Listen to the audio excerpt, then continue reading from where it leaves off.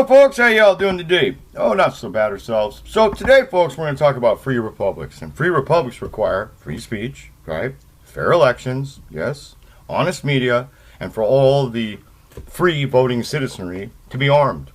For there to be the right to free speech, the right to representation, petition of grievances and the rest, as well as effectively what us Americans call the Second Amendment, or what you could call the ultimate appeal, if you wish, to back all that up. Because without that, the rest of it's valueless. Essentially, if you don't have this ultimate appeal, you're a slave. Now, let's make sure this is full live action here. This ain't a pre-record. No, this is your humble narrator in live action today. The real McCoy. Oh yeah. That's the Hatfields and McCoys. It's a American Feud, for those of you who don't know, that went on and on. It was basically a small war of its own. But I guess that proves the maximum. When someone's shooting at you and you're shooting back, you're at war, all right?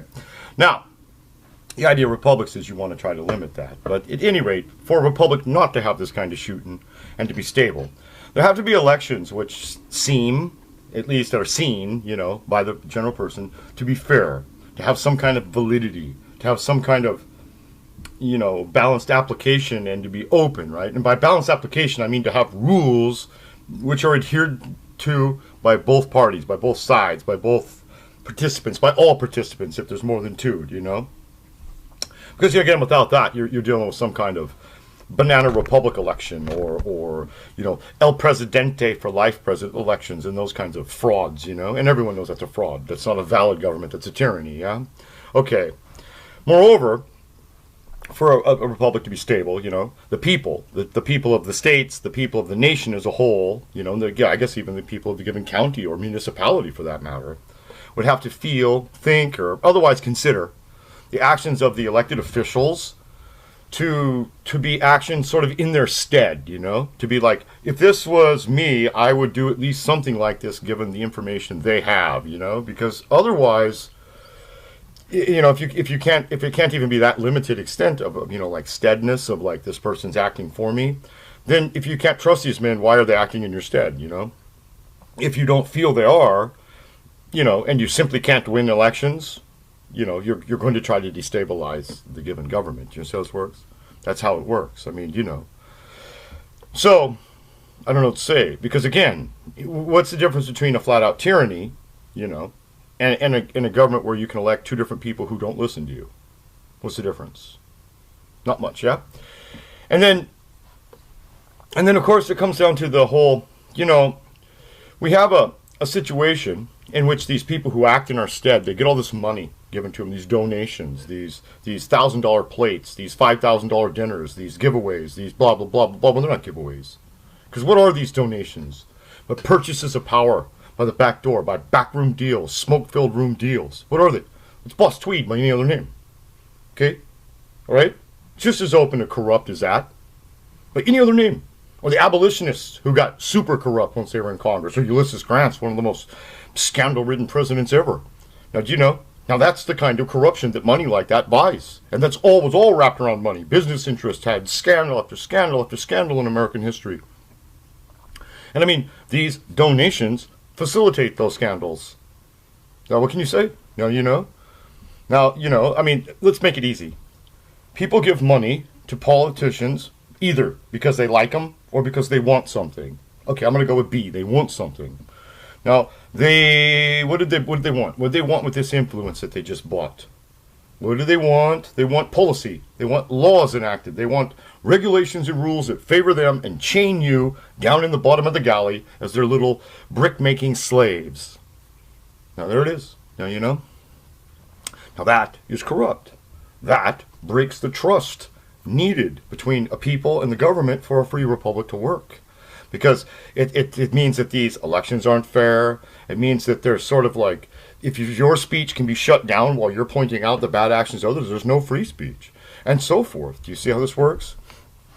And of course, it's because they're attempting to implement this tyranny that they're coming after the guns so hard. Now, that's just the truth. Now, further speaking of breaking trust, you have these elections. Now, let's be honest. To most of us, these elections seem jimmied, rigged, and stilted. It almost seems like the media has a script of winners, just like in a communist country. And they do everything at a county, at a state, at the federal level, through the courts, through bureaucracies, through the media, to pressure it so that only that communist slate wins. And when anybody else wins, my Russia, my this, my DNC hack, la la la la la la, which is bizarre because the DNC hack exposed corruption on Hillary's part, that somehow that's Donald Trump and Russia's fault. That's absolutely insane, folks. But that's the kind of trust-breaking stuff that I'm talking about. Because who can trust that? Would you trust a snake? Now, you know. Now, the thing is about these elections, is they seem arcane and hidden from the average person when all of it used to be done in public. There used to be basically a check the deal, put it in a wooden box, count them all in front of everybody. It was fair, it was open, boom, you know. Now, these county computers aren't trusted, as most people understand that a machine will lie if told to lie. They've seen that guy in Florida say, oh yeah, you just have to put in these 2 commands and it'll flip the vote 60-40, man. Remember that? After the election that Mr. Curtis, I believe his name was, or some such. And it's like, really? Wow, and it was that easy. It was just like 2 commands in C+ that would flip that whole thing around like wowzers, man. And it could be hacked into, but not even hacked into. You could just remote connect into it like you would any other machine. Like, no firewall protections of any kind. Seemed like there was no elaborate passwords. They just had the administrator defaults on like 80% of the machines they tested and so forth. It's ridiculous. And everyone knows that this makes the election results unreliable, untrustable, almost invalidatable, you know. Now, because machines will lie if they're told to lie, and they'll cover up the fact that they lied if they're told to cover it up. And it's super elaborate to know they did this, because you need people who can read the machine assembly code of that particular machine and go line by line by line to try to find it. Oh, come on now. Now, why not just use good old-fashioned ballot boxes, pieces of paper, and check marks the way we used to? Why not? Why not? Why is that so hard? Right? I mean, what's more important to y'all? Having a fast result or having a certain and fair and sure result? Which is more important when you think about it, yeah? So, also, why do we have illegals and dead folks voting? Can anyone tell me this? I mean, that's shameful in a first world country that we can't even have a census count, a census roll count, that only it counts citizens for the purposes of the census who are the voting public. See, the census isn't just about population. It's about determining who the voting public is, who the heads of household who are the voting public is, or amongst this total population, and what percentages they have amongst the various states for the purposes of appropriations. Well, if California and Texas are stuffed with illegals, that means that legal citizens in smaller states will lose out because those illegals will gain their representation in the House of Representatives. Now that is absolutely a deal breaker right there. Now, I'm saying the easiest way around all this, and it sounds crazy to some of you, okay, but you know how we have a collegial system for president? Why can't we have, in each state, if it has 20 counties, make those colleges for the purpose of the governor, for the purposes of, say, electing the congressional districts in it, use the smaller bits within it as colleges, just have a college system all the way across. In other words, have the same college-based voting system, electoral college, for the legislative seats, the executives, up and down the chain, from county level to national level.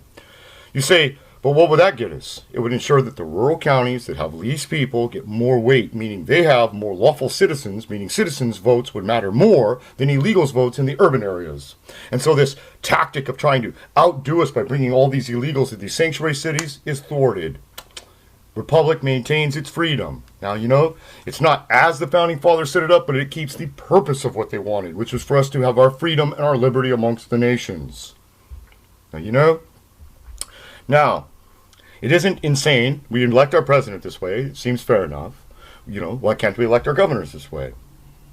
Now, you see, why not the local executives? And why does the legislature have to be voted in any other way?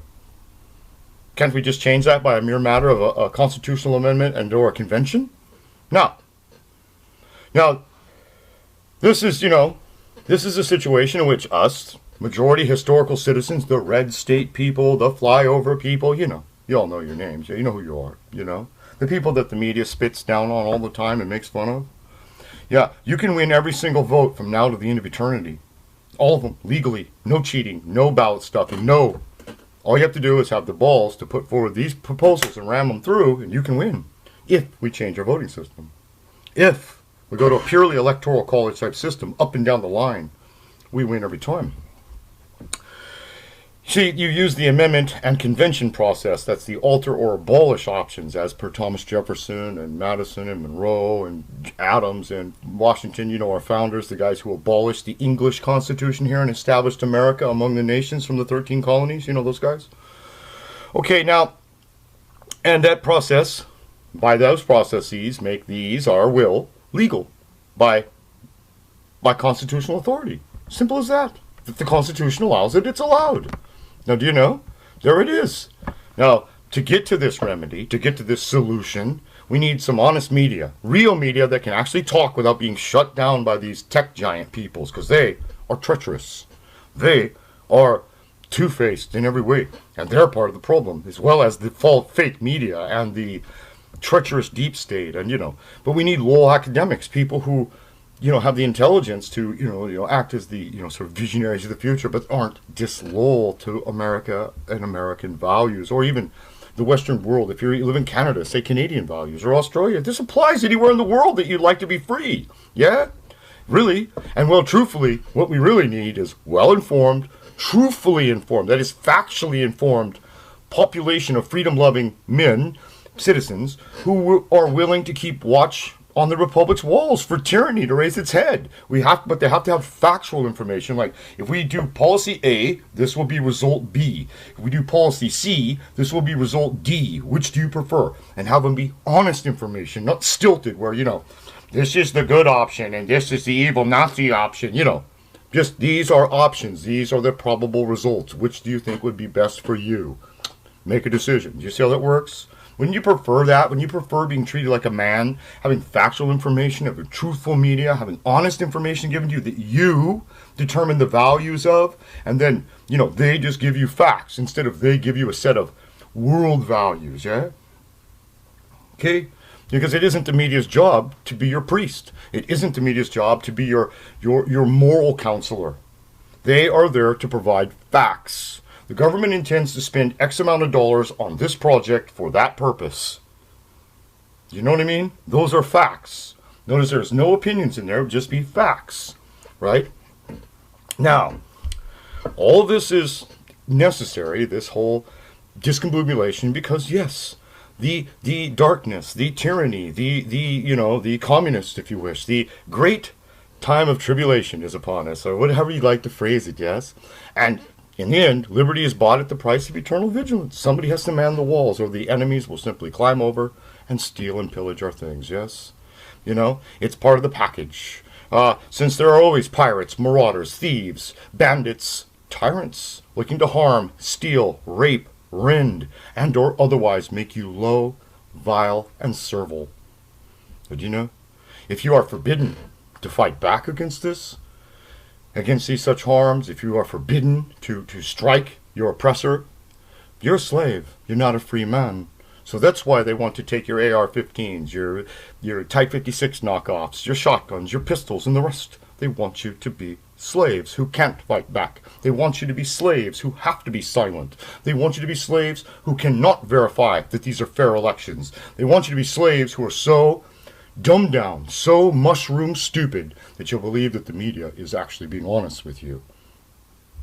Now, you can take all that as fact, okay? From there, I say, amendment, constitution, alter, abolish. From there, go to something like, something like a free republic, but instead of trying to go backwards, you do exactly what the founders said. You amend and move forward. And an electoral college up and down the line seems like a way to do that to me. Maybe other options appeal to you. I don't know. With that, remember, every day, all day, that this equality as pushed by these liberals, this is a lie. I was born with epilepsy. Bad. I mean, I know it's a lie, right? So, don't get sucked into that. Don't debate it. It's false. Never debate false concepts. Only debate reality. Debate facts, not feelings. Equality is a feeling. Unless they're talking about numbers or some kind of abstract principles, It's just a feel. So, the basic fact is that you have a nation. You have a nation. Whether you're white American, white Canadian, this, that, the other. You have a nation, yes? That nation should come first for you. Now, the border of that nation should be important to you. No real border means no real nation. No real nation means no real identity. You can't have an identity based on Coca-Cola. I'm sorry. Now, all that BS about humanity, that's all a lie, kids. The men that made your country, Americans, the men who made your country, the very first law that they put in regarding citizenship, naturalization law, free, white, 21. And remember, they fought Great Britain, a world superpower at the time, to establish a country that was set up on those principles. So, John Jay was absolutely happy that we have one culture and language to bind us. And of course, they were 90% British subjects. So, remember, no free republic, no border, no freedom of speech, no honest media, no armed men, no America. Y'all, have a nice day. Take care.